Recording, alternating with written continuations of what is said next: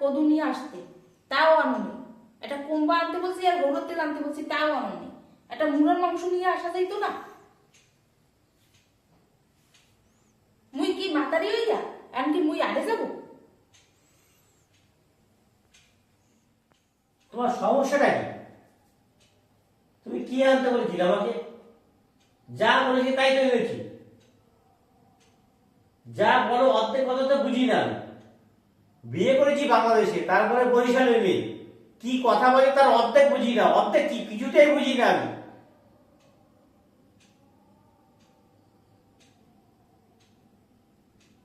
তুমি কি কইলে? তুমি মোর ভাষা বুঝো না?